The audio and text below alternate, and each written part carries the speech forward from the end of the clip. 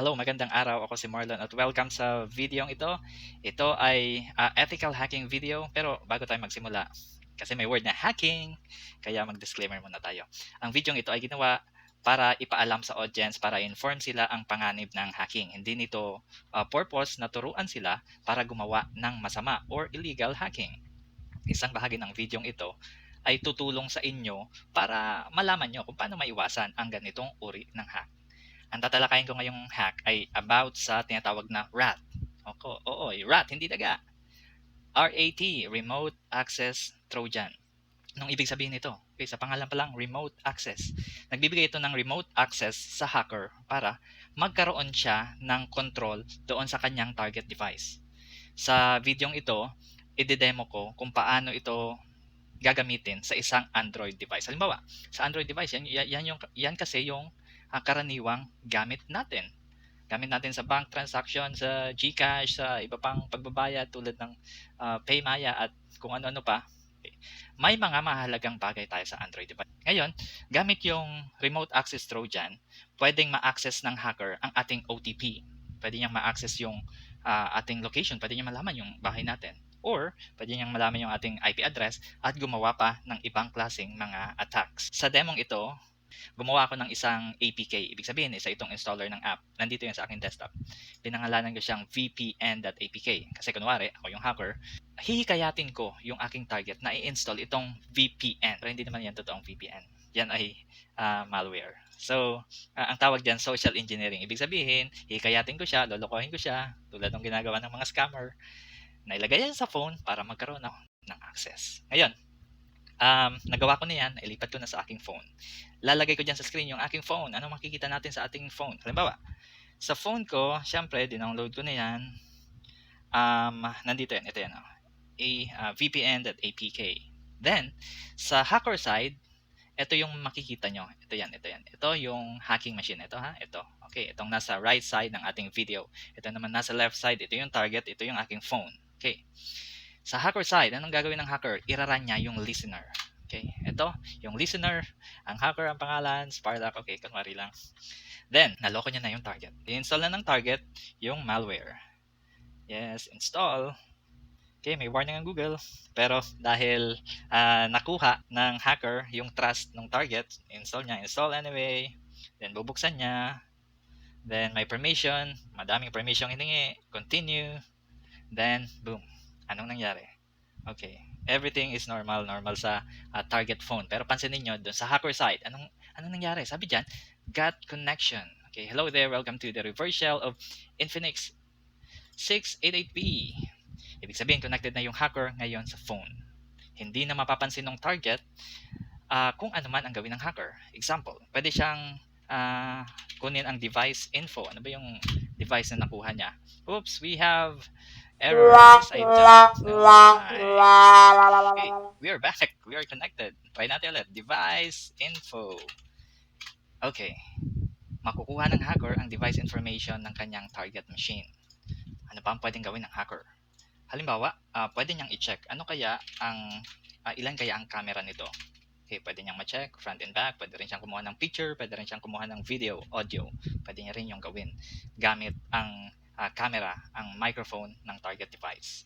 Ito ang mahirap. Ito ang mahalagang bagay na makuha ng hacker. Get SMS. SMS, then inbox. Bawa, for example, naghahanap siya ng OTP. So, pwede niya yung makuha.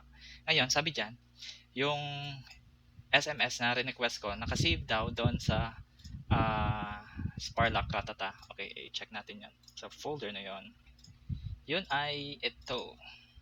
So, kapag binasa natin ito ang lahat ng messages na nandun sa ating target phone.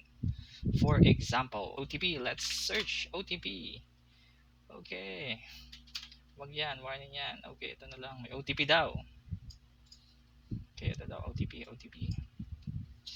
Okay, pwede niya makuha ang OTP ng inyong cellphone, ng inyong mga bank account transaction, GCash, or anumang transaction yan, bank transfer, pwede makuha ng hacker.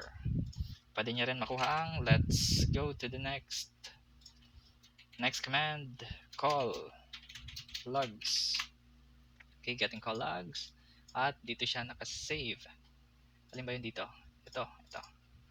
Okay, nandyan yung mga number ng tumawag, kailan, ano pang command ang pwedeng gawin ng hacker. Halimbawa, get location. Get location. Okay, lumabas ang kanyang GPS location, latitude and longitude. Ito, so pwede niyang ilagay sa Google Map at makikita niya na ang location ng kanyang target device. Kakatakot nga yun. Malalaman niya ang bahay mo.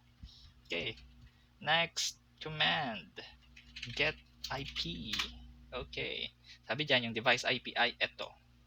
Siyempre, i-upload ko yan. Okay, so ano ang ating conclusion?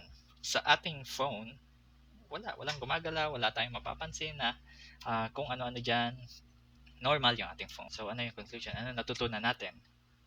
Mapanganib kapag nabiktima tayo ng remote access Trojan. Kaya, paano natin ito maiiwasan? Okay, first, huwag tayong mag-download or mag-install ng mga untrusted software. Saan tayo nakakakuha ng untrusted software?